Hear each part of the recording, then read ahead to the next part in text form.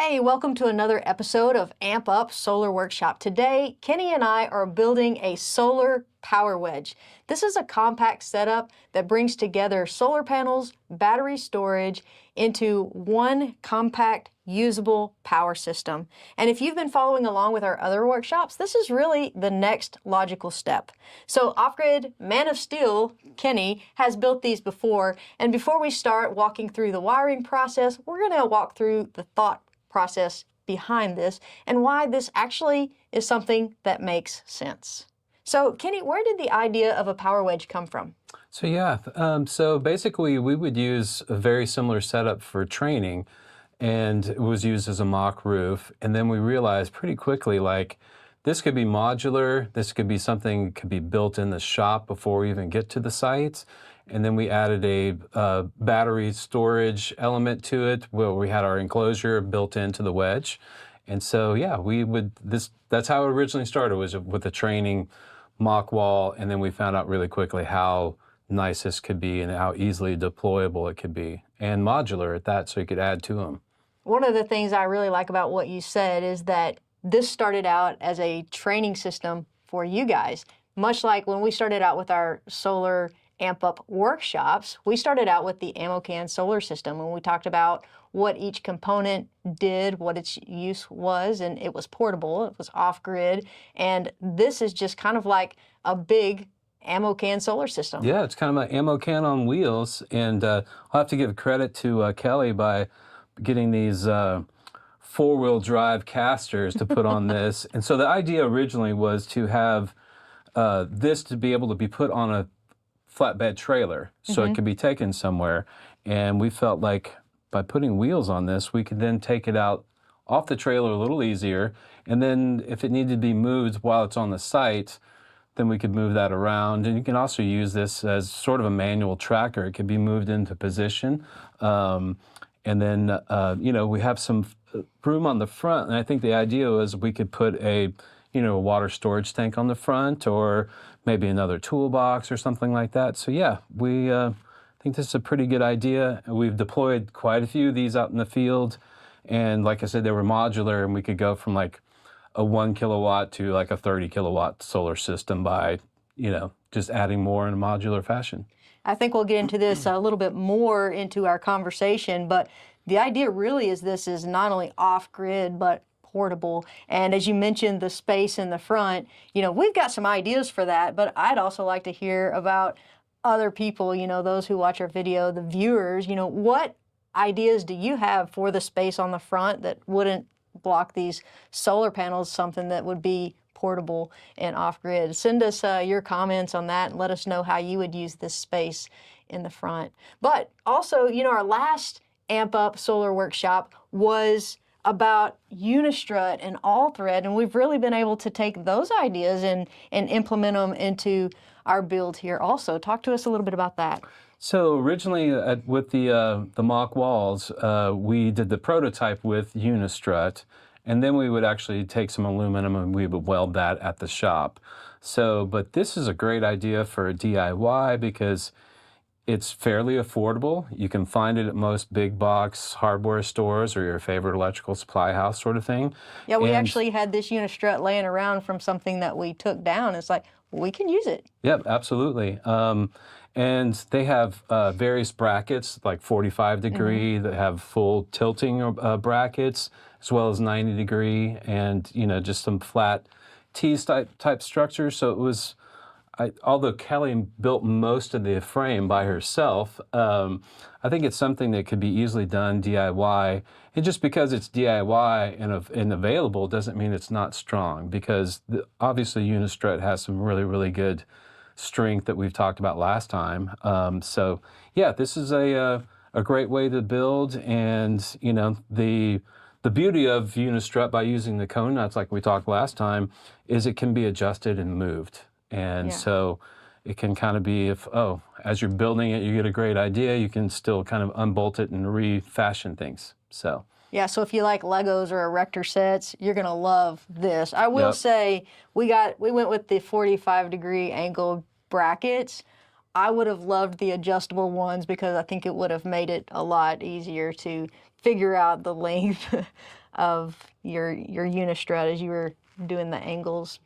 But now we have, like you said, we have a little bit of utilitarian area that That's we can right. take advantage of. And by doubling up on the strut as well, it's, you know, it's something that we could deploy semi-permanently and mobile, but also too, it could be anchored really easily because there's a lot of space now available. So we could anchor that to some concrete. It worked out really well. Yep, absolutely. Yeah. Now let's talk about the kit that we used for this build. Now we have kits on our website at signaturesolar.com, as you guys know, and we use the all-in-one mobile solar boat kit, I think is what it's called.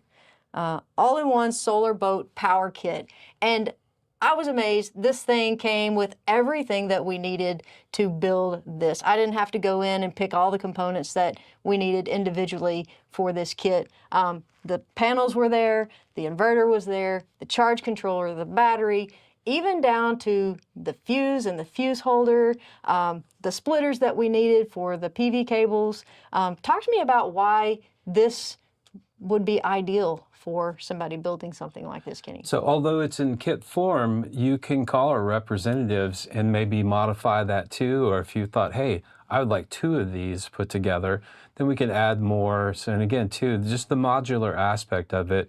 And by getting a large enough battery enclosure, I believe that we could double the size and maybe even triple the size of our battery bank that we have now in there and still have some room with some, you know, adjustments or whatnot. So yeah, it's a something that I like the fact that it is portable, but it's also modular. And if it's something you want to keep there for a long time, it can be anchored down and be used, you know, more of as a permanent installation too. Yeah, I will say I do need to give a shout out to my friend Matthew. He used to work in design, so he's very good at designing these kits, and he designs all of our kits now.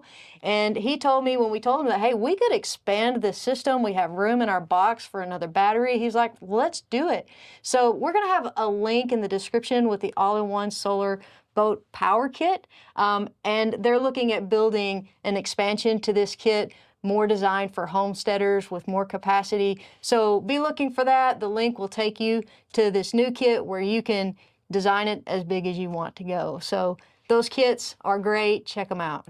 So Kenny, before wiring, how did we decide on the layout of our components? So these components that come within the kit, so we decided to put our battery, although we did have some support underneath this box in the middle, we decided to go ahead and put the battery in all the way over there to maximize on the left-hand side, because then that would allow us to actually put in a second battery, potentially even a third, and then we could move this around if we needed to. So basically the layout's fairly, you know, across the board, you know, what you would see on a normal installation, maybe on the wall or whatever, but we've got 2 strings of 3 modules coming into our charge controller, and then out from the charge controller through some overcurrent protection goes over to our battery and charges our battery. And then from our battery, we have these larger 2 cables, the positive and then the negative over here, going over to our inverter. And of course, our positive is going through a fuse holder there as well. And we've got that grounded, and as well as a PV is also sharing a ground there. That's the copper. And so from our inverter, we actually are going to take our DC, convert that to AC power, household power at 120 volts. This inverter is kind of neat. It's already got a set of plugs on the outside for your receptacles. And so we went ahead and plugged into this, and then we have a box out here, which we'll show you here in a minute. That way we can plug into things on the outside without having to open up the box, but that still means that we can put in, you know, we have another few receptacles here that we could plug things into if we needed to. But we decided we'd want to go ahead and have this, you know, have the ability to close this and then actually, you know, use this in inclement weather without having to open it up. So that's our pretty basic layout. Not too unsimilar than our ammo can box that we started out with, where we have all of the things represented. We have our PV inputs, we have our overcurrent protection from the PV to the charge controller. from the charge controller out to the batteries, and from the batteries we have overcurrent protection from the batteries to the inverter. And this little neat device here, the Serbo GX, will actually connect to the inverter and the charge controller, and it will allow us to monitor as well as set up and to change parameters on the charge controller and the inverter, if I understand correctly. And so those are cabled up here on the top there, and then we have our power supply, which is a smaller red and red-black wire over there that also powers that up. And I believe that this can connect to Wi-Fi using 2.4 gigahertz. And if you do connect to Wi-Fi, you want to make sure that you have 2.4 gigahertz because 5 gigahertz is sort of a standard these days. And so you might have to set up your router to go to 2.4. Other than that, if this is going to be an off-grid scenario where there might not be any internet, we can use this to connect with our phones through in the phone app with Bluetooth connection. So I know it's at least for monitoring, and you can also monitor your battery state of charge as well as the solar input and whatever loads that you're pushing at the same time. So when you say overcurrent protection, you're actually talking about the fuses that are connected on your positive line, just like we set up in our ammo can. That's right. And the fuses are always on our positive cables. Great. Now you talked about having two lines coming in from our PV. Can you talk to me about having 2 strings of PV coming in? So every charge controller or charge controller inputs on like an all-in-one inverter, you have to be in between certain parameters that are set by the manufacturer. So this is a 24-volt charge controller that can input up to, I think it was about maybe 100 volts or so.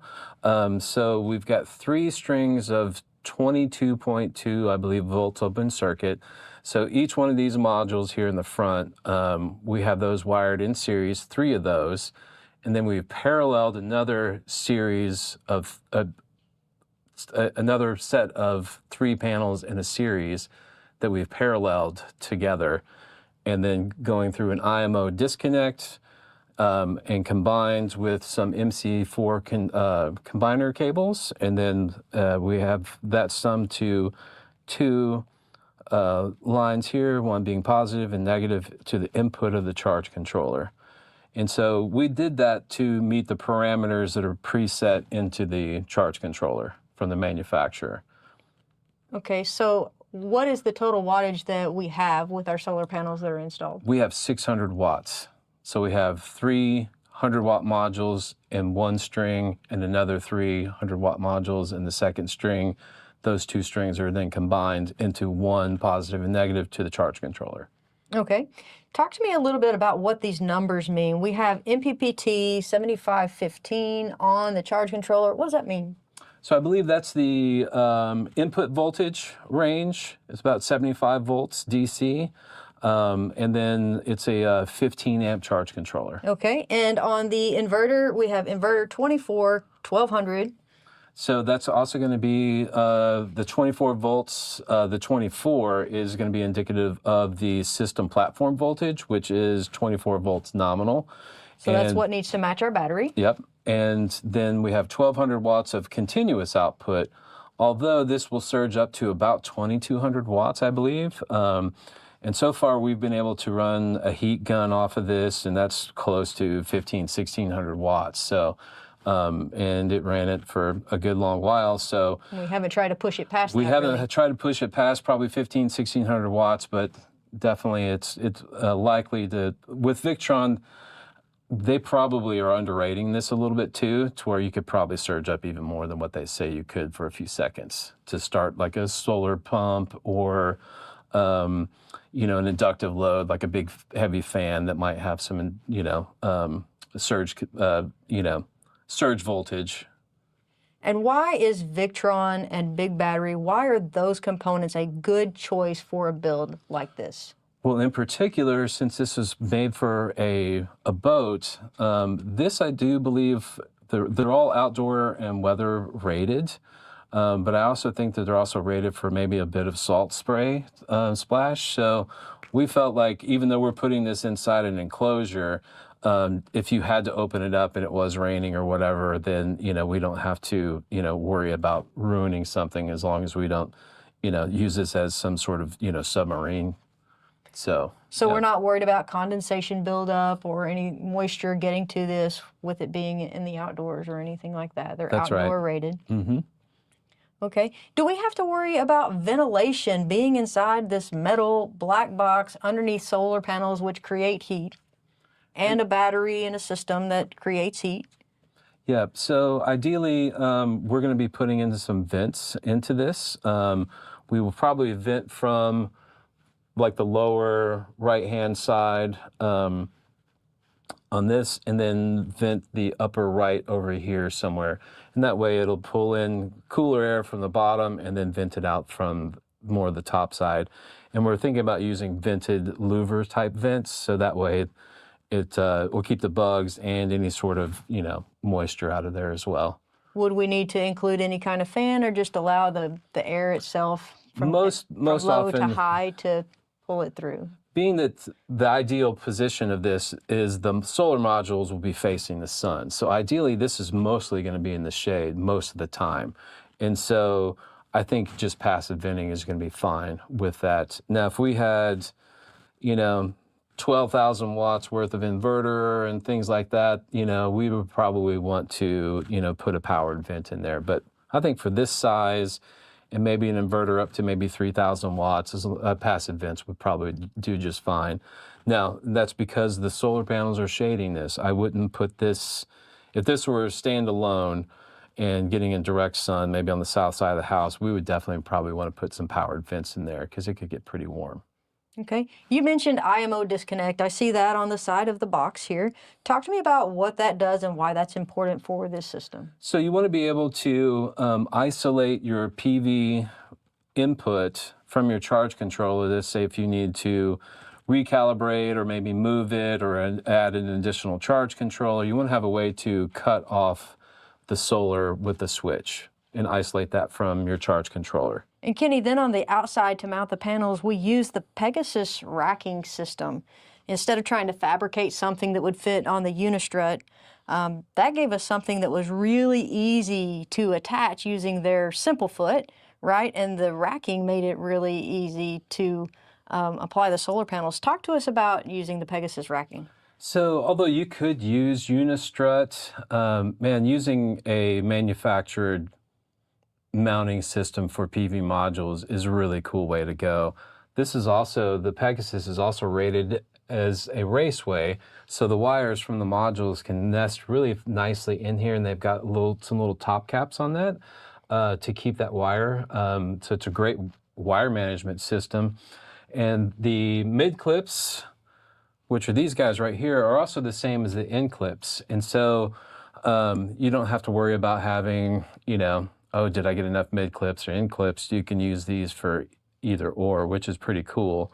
They also kind of slide in very similar to how our cone nuts worked earlier from the last build that we did. Yeah. And so they kind of pop in and you slide them, and man, they're pretty sharp. These fit a range of panels too, anywhere from 30 to 44, because they've got a spring in them. So. Which is really cool. So I could see on the roof how this could be really beneficial, help speed up installation times, because you're not going through, oh, here's your bag of mid clips, here's your end clips. And like you said, they'll fit different profiles too. So everything's grounding everything to each other. Yep. So it made the grounding on this really, really easy too. So, and again too, so we've got our 3 modules here. That's one string. Another 3 modules there. That was a second string. They were combined from here. We used the channel in the rail itself for our wire management, and then out to the IMO and inside the box like we were showing you earlier. So we brought our negative home run through this rail channel here and down to our disconnect to go into our box. And a quick note on that, we found out we had mounted the modules first, and then we were like, oh, how are we going to get the wires in? So as you put the modules in, you can actually do your wire management at that point too at the same time. It made it a lot easier for us. So we probably could have read the manual on that, but with Kelly and I, we like to to sometimes go rogue a little bit. So We were trying to work a little fast. yeah, we were. So now that we've talked through how this thing is built, from the structure to the components to the wiring, let's talk about what it actually does, because that's where it gets exciting. So because really the value of the system like this comes down to one thing. It's portability and power, right? So when does portability become important? When you need power. Well, on big ranches, it's definitely something nice to have. And, you know, like I said, we can put this on a flatbed trailer, move it around if we have to move it, something more than, a few hundred feet, we can load this thing up onto a trailer. But even when we get there, it can be finely adjusted to, we can track the sun a little bit with this. But I could see this being really beneficial for, agricultural use on a farm. And we've actually used these before for RV dwellers, where they were able to put this on a trailer, put it behind their RV, because there's a lot of systems out there on RVs, but it forces you to park where the sun is. And so you're kind of out in the middle of the field with all that heat on you. So with something like this that can be detached from the RV, that allows you to be able to park under a tree or under some shade and then still be able to have power, because you can now put this out here and then plug your RV into it, maybe 60 foot, 100 foot away from that. So what about job sites? Job sites would be another, any mobile solar on a job site we try to bring to every job site. In what ways? Because you might need to charge up your cordless tools. Generally, when we're doing an off-grid site in particular, we're there bringing power to those folks for the very first time. Yeah. And so while you're building and doing the construction of the array and putting the inverter wall together, if you don't have power ready, you're going to be in the dark. And so it's really nice to have a portable system that can be deployed really quickly on site that has, a substantial amount of use. Now, we're not going to be running 13 welders off of this, but you could definitely have, fans, lighting, charging your cordless tools, maybe running, some corded, like a grinding wheel or something like that. Chop saw is really nice. And I've noticed that when we go to another site and there's other trades there, and we invite them to plug in, they turn up their radio and they seem to be in a great mood, because they're not listening to this generator just going, making noise the whole time. And they actually can talk to each other instead of yelling over a generator and, a compressor and all that sort of thing. So it's really nice to have power deployable quickly onto a job site. This actually makes me think of those security cameras that you see with lights in parking lots. Or also, the traffic lights that you see that they have deployed on the smaller trailers. This is just a little bit larger system like that. In my early days of solar, this might be where we kind of subconsciously came up with the Wedge idea, because we would mount panels very similar to this on a pole. It was a side of pole mount for caution lights and traffic lights in areas where it was just too expensive for the National Park Service or even the Highway Department in Colorado to put in lights somewhere, miles and miles away from any sort of, real utility. So yeah, this could be used for a number of things. It's really kind of endless of what you could use these things for. So one of the things, Kenny, that I thought when we started talking about this idea is I need one of those on my farm with our cows. We do rotational grazing, and I thought we need one of these that on our fence charger we can hook up our fence charger to, and we can use it to power our fence so that we can do the rotational grazing when we're setting aside sections of our pasture. And then we also need water for those sections. So to have a small pump to be able to pump water out of the pond into troughs for those sections, to have portable water, portable power, that would be ideal for what I need right now. So I want to show that this can actually pump water from the pond or something into something portable that I could move into a section. And I don't have a fence charger here, but we're going to show that a pump will pump water and show that this thing actually works. Let's do it. Sounds good. All right, let's turn this thing on. You know, I was thinking before you turn that on, what I would like to put up here in the front. I'm thinking about getting like maybe a NEMA rated Lazy Boy recliner we could put right here. And so when we feed our cows, we can just kind of chill out. Plug in a mister. Maybe a slip and slide at the same time. That sounds good. All right, here we go. Let's see if it works. All right, we've got some thirsty bovine.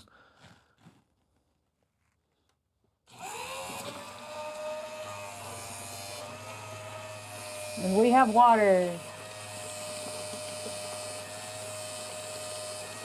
Nice, very nice. So one thing I want to mention is this is a small pump, and we could probably go a little bit larger, but this isn't for whole house backup or heavy equipment, right? But essentially, if we, in a pinch, if we did need to start, say, a 1/2 horse to a 1 horsepower pump, I think this would be more than adequate for that with the 2,000 watts worth of surge that we can get out of that. But as you said, if we're using power tools or, we're needing to use smaller types of things, we should be just fine with a system like this. And really, it's not a matter of what can we run, it's how long can we run it. Yeah, and good point. I also like to say if we can find a way to do most of the large, heavy lifting, as it were, during the daytime while your modules are actually charging your battery. That way at nighttime, you'll go to bed with a full stomach, so to speak. And that way, if you wake up the next day and the sun's not so great, you'll have a full battery to then continue to, do the work that you need, because cows don't care. They always need their water. Yeah, at the end of the day, this isn't just about having power. It's about having power where the work is. That's right. Absolutely. And when you need it. And when you need it. Kenny, thanks so much for taking us through this build. This has been a really fun project. I enjoyed it a lot. And remember, this build was using our all-in-one solar boat power kit, which we're expanding into something even better. If you need more power, more capacity, the link will be in the description, and it will take you to that new kit with even more versatility. So be on the lookout for that. It makes choosing the components so easy with everything that you could possibly need, even down to the fuse and the PV splitters. So if you're interested in putting together a similar system, you can check out all of the kits on our page at signaturesolar.com. You just go to our solar kits page. And if you build your own version of the Power Wedge, we'd love to see it. Go to the Amp Up Solar Workshop link on our Discover More tab and fill out the form to share your project. You might even be featured in one of our future episodes. So be sure and go there and share your project. Don't forget to subscribe and follow us on Facebook at Signature Solar US so you never miss an episode. And we'll see you next time right here on Amp Up.